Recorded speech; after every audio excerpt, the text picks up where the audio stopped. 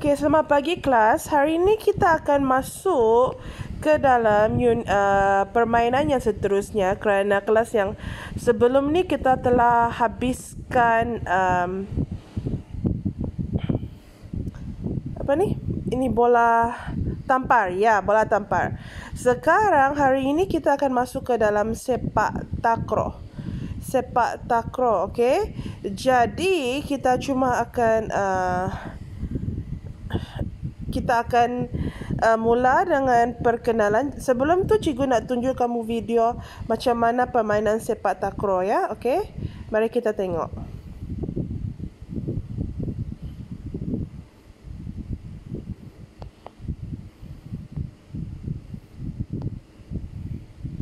Okey, mari kita tengok ada apa option kita di sini. Okey, mungkin kita tengok yang inilah.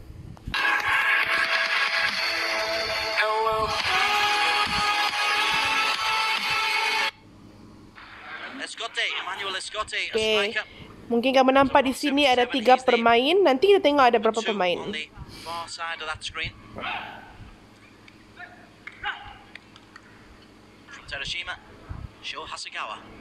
Ini Jepun lawan Filipina ya.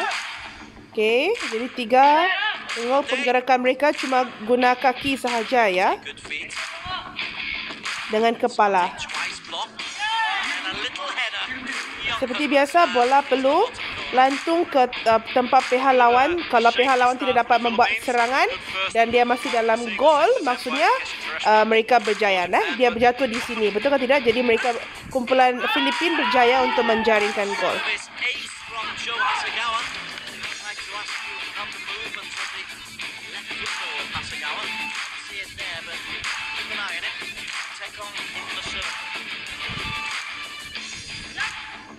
Okey, masa mula servis mereka guna tangan ya. Cikgu tengok lagi ya. Tengok. Guna tangan ya untuk buat servis. Lepas tu untuk passing bola atau menyerang atau apa sahaja dia guna kaki. Cuma servis sahaja dia guna tangan.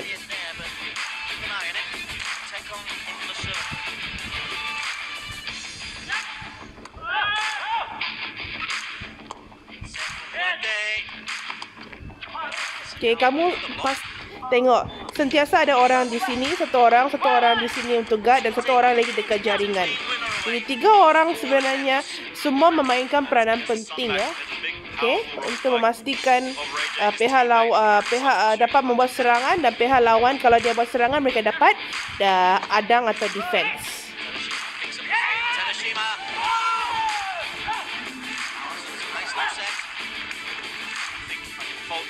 Players just yet. Everyone's getting a touch the ball. Everyone's getting involved. 3 good serves to start them off. Wah, kaki mereka boleh sampai setinggi itu jaringan. Kamu nampak tak kelas? Tengok kaki mereka boleh sampai setinggi jaringan. Tengok, wow, sampai setinggi jaringan. Okey, mari kita forward sikit. Tengok apa lagi kita boleh tengok. Wow, wah, itulah maksud cikgu. Wow, boleh pergi main gimnastik sudah mereka ni.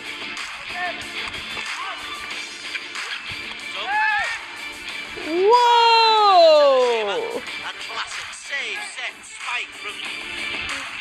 Kita tengok lagi apa lagi kita boleh tengok. Kita tengok yang basic sahaja. Tiba-tiba ini iklan muncul. Lucu betul. Tunggu dulu, cikgu kasih mati. Okey. Kita tengok. Mereka boleh sampai keluar Interesting untuk lawan balik serangan mereka boleh keluar daripada tempat itu Wow, cikgu baru tahu. Mari kita tengok. Cikgu tak terbaca benda ini. Okey, nanti kita tengok lagi. Boleh keluar daripada jaringan itu.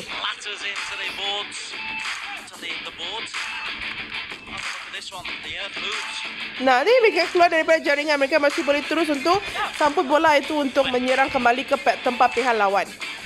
Wow, gambling dia. Wow. Okay, tengok lagi apa lagi kita boleh tengok dari sini.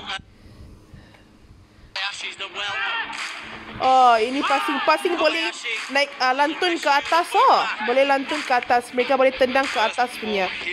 Ni seperti ini. Nampak tak mereka lantun ke atas? Oh.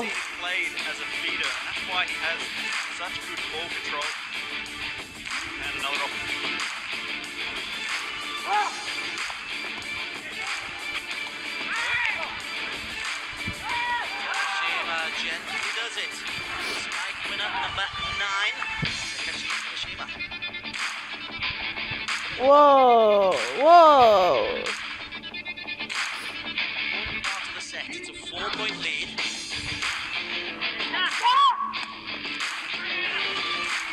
Self set. Wow. Vanishing spike.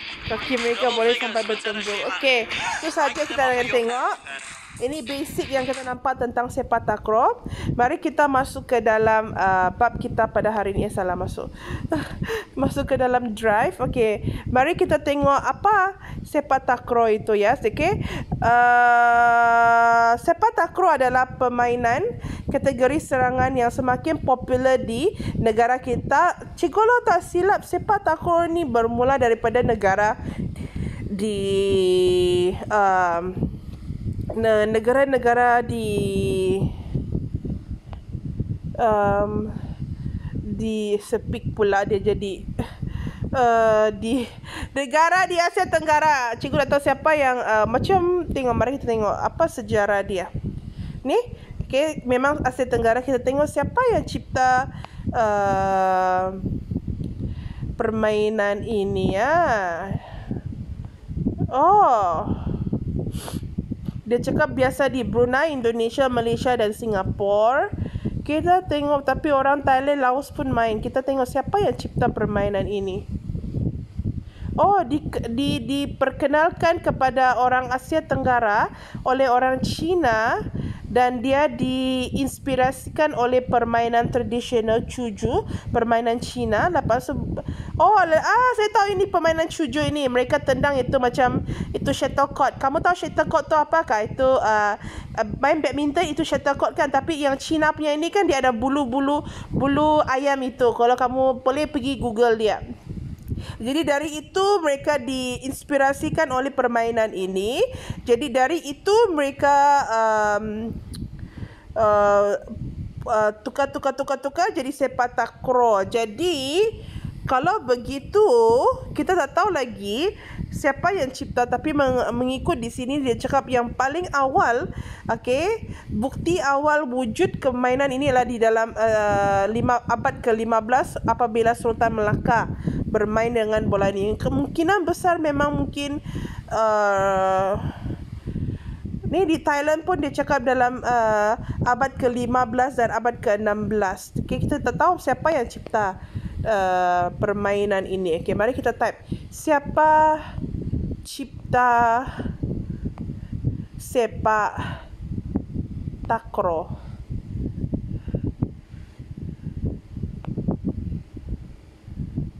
Oh, kita kalau berdasarkan yang kita nampak ni, kita tidak tahu siapa pencipta dan pengasas sepak takraw. Okey, mari kita tengok. Mungkin kita try yang inilah. Mungkin ada jawapan di sini. Oh, ada. Orang ini bernama. Okeylah, tak apalah, kamu pergi carilah, ha. Kita masuk ke dalam kelas kita hari ini. Jadi, dia melibatkan transformasi dan pelbagai sudut sama ada dari kemahiran asas, penglibatan pemain, kategori permainan, peralatan permainan dan undang-undang permainan. Jadi, penguasaan kemahiran asas dalam sepak takraw membantu berkeberkesanan strategi menyerang dan bertahan dalam situasi permainan. Okey. Jadi, kita tengok antara dia punya penggerakan dalam sepak takraw. Ada menimang ni, guna kaki macam untuk pasing-pasing atau menanduk. Oh, tadi kita tidak nampak menanduk. Boleh guna kepala juga. Tadi kita nampak cuma kaki macam ini. Betul ke tidak? Tapi rupanya mereka cuba kalau pihak lawan dengan pihak lawan mereka boleh guna kepala juga. Ini ialah melibas. Nampak kalau mereka cuba gol untuk ke tempat pihak lawan. Ini servis kuda. Tadi kita nampak dia ada guna servis untuk guna tangan. Ini mungkin guna kaki. Ini ialah yang tadi tu yang kita asyik nampak mereka mengadang untuk menghalang bola masuk ke dalam gol mereka. Okey. Mari kita teruskan. Okey, kemahiran asas sepak takraw yang sesuai digunakan untuk menyerang dalam situasi permainan ialah servis kuda atau servis sila. Okey, dua jenis servis kuda, servis sila ya. Menimang dan mengumpan, melibas dan menanduk. Kamu ingat apa itu mengumpan? Macam itu tadi bola tampar. Okey, kebaran asas ni digunakan untuk menyusun serangan untuk mematikan bola di pihak lawan supaya kalau bola jatuh di tempat pihak lawan tidak dapat sambut, jadi mereka menang lah. Okey, tujuan dia adalah untuk memperoleh mata. Itu markah. Okey, permain perlu menentukan arah servis, tandukan dan limbasan. Jadi, pemain perlu memahami kekuatan dan kelemahan pihak lawan untuk memberikan kelebihan dalam strategi. Jadi, tengok. Apakah strategi yang terdapat dalam menyerang, okey, dalam situasi permainannya. Okey, so jadi terdapat beberapa jenis serangan yang boleh dilakukan oleh sesebuah regu dalam mendapatkan mata bagi pasukan. Antaranya ialah serangan servis yang mula dilakukan oleh seorang tekong. Jadi orang yang buat servis itu kita namakan dia ialah tekong. Okey, tekong. Jadi seseorang tekong dia perlu bijak untuk membaca kekuatan dan kelemahan pemain pihak lawan. Lepas tu dia perlu buat servis dengan memperbagaikan sasaran servis. Tak boleh satu posisi saja, dari sini saja dia buat servis. Nanti itu pihak lawan tahu sudah. Okey, jadi dia perlu sangat bijak. Lepas dia perlu baca, dia perlu tahu apa kelemahan dan kelebihan pihak lawan mereka. Okey, terdapat 7 sasaran yang boleh dituju oleh tekong untuk mendapatkan mata. Mata 1 sampai 7 merangkumi arah kiri, kanan dan hadapan pemain pelawan. Okey. Okey, jadi jika bola dituju ke arah apit kanan, jadi sasaran boleh dituju sama ada ke sasaran 1 pemain yang di kanan ataupun pemain yang di hadapan. Ataupun sasaran 3 pemain yang di kiri. Okey, kalau bola dituju ke arah tekong, jadi sasaran boleh dituju kepada sasaran 3 iaitu sebelah kanan. Okey, atau sasaran 4 hadapan tekong ataupun sasaran 5 pemain kiri di antara tekong dan apit kiri. Okey. Okey, kalau kamu tengok tadi ada berapa pemain? Ada 3 pemain. Okey, ada 3 pemain. Jadi ada 3 pemain. Tengok dia, orang ini adalah servis, nampak? Orang pertama yang memulakan bola. Oh, ini okey, lepas tu mungkin dia sambut. Lepas tu dia tak boleh guna tangan, atau kenapa dia guna tangan? Guna kaki sahaja kan? Betul ke tidak? Cuma boleh guna kaki. Mungkin jika salah interpretasi gambar itu. Okey, strategi servis untuk mendapatkan mata. Tekong melakukan servis ke arah gelanggang lawan.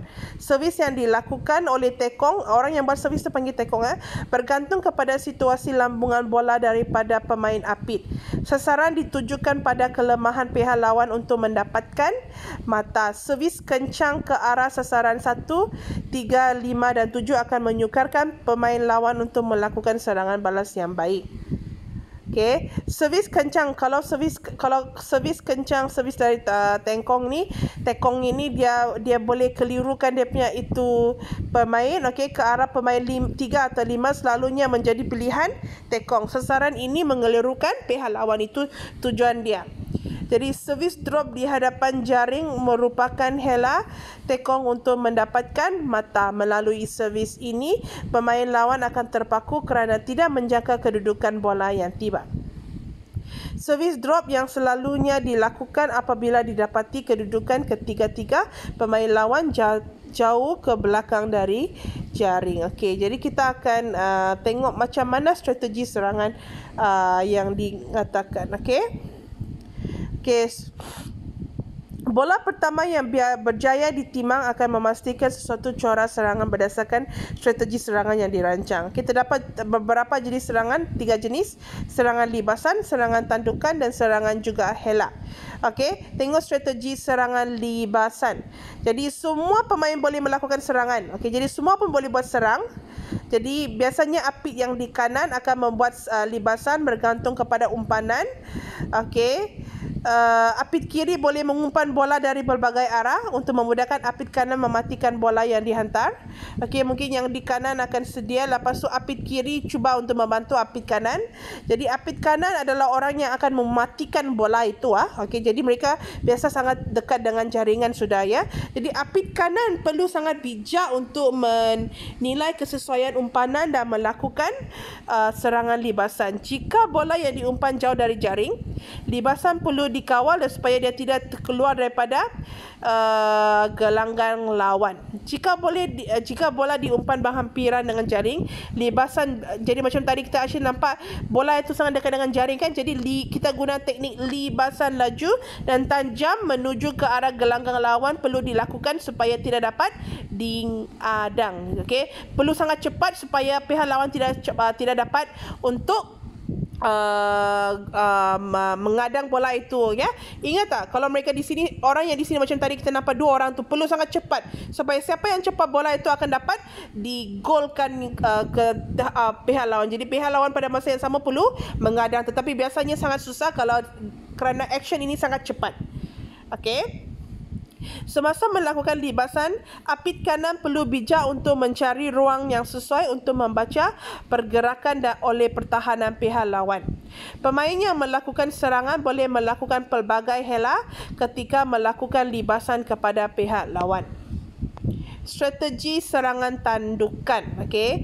Strategi serangan tandukan merupakan salah satu cara bagi mematikan bola di gelanggang lawan. Okey. Tandukan dilakukan apabila bola tidak sesuai untuk dilibas. Okey, dilibas ialah di sini kita guna tandukan. Kalau kaki tidak sesuai untuk guna kaki, kita boleh guna tandukan, iaitu guna kepala. Okey. Jadi poin nombor 2, tandukan dilakukan apabila bola tidak sesuai untuk dilibas oleh mana-mana pemain di hadapan jaring, pihak lawan atau pihak sendiri. Okey, jadi mereka akan guna kepala. Tandukan yang kita guna dahi digunakan sama ada ketika melakukan umpanan atau rejaman tajam di hadapan jaring. Tandukan ini selalunya menyeluruhkan pihak lawan. Tandukan sisi, kalau bukan dahi, ada lagi satu jenis tandukan, iaitu tandukan sisi, digunakan apabila penyerang mendapati bahawa terdapat ruang kosong yang ditinggalkan oleh pemain lawan bagi mematikan bola. Okey. Tandukan kalau tak mau guna dahi dan sisi, ada lagi tandukan di belakang yang dilakukan oleh bagi tujuan apa? Supaya mereka keliru. Oh, mereka tiba-tiba guna kepala belakang pula. Okey, tandukan belakang boleh juga dilakukan apabila bola berada di kedudukan 50-50 di atas jaringan.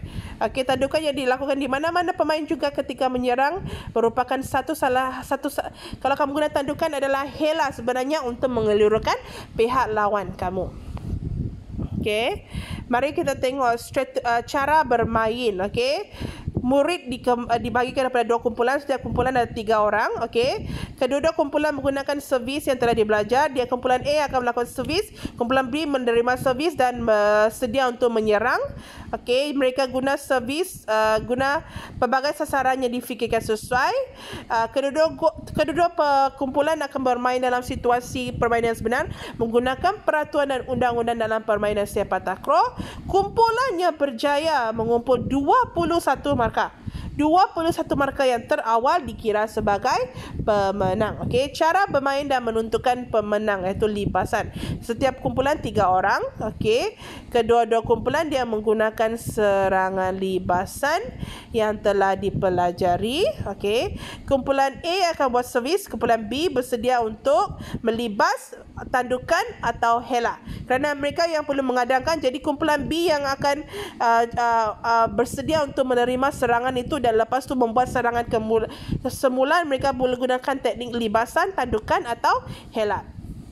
Setiap kumpulan bebas menggunakan libasan yang mereka rasa sesuai. Kedua-dua kumpulan akan bermain dalam situasi permainan sebenar, mengaplikasikan undang-undang dan peraturan yang terdapat dalam permainan sepak takraw. Seperti biasa, 21 markah yang terawal, kumpulan yang mana dapat 21 markah yang terawal akan dikira sebagai pemenang. Okey, mari kita tengok peraturan tekong. Sorry kelas. Okey, perkara 92. Kaki tekong tidak melakukan servis akan berada di bulatan tengah. Kalau yang tidak buat servis, dia akan dibuat di bulatan tengah. Okey, kedudukan sedia untuk melakukan servis sebelum pengadil membacakan markah, manakala kaki yang melakukan servis bebas untuk berada di luar kawasan bulatan. Maksudnya kalau dia buat servis, dia mungkin di sini belakang atau di luar pun boleh. Tapi kalau dia tidak buat servis, dia di tengah sudah. Faham ke tidak? Okey. Lepas tu perkara 10.3, regu yang melakukan permainan terlebih dahulu akan melakukan servis 3 kali berturut-turut, diikuti oleh regu lawan yang juga melakukan servis 3 kali berturut-turut. Okey. Jadi kamu punya kerja, lepas kamu baca tengok video ini habis, okey, kerja kamu yang seterusnya adalah untuk menjawab soalan dalam Google Form. Yang telah jawab soalan akan dianggap hadir. Itu saja untuk kelas kita hari ini. Terima kasih kelas.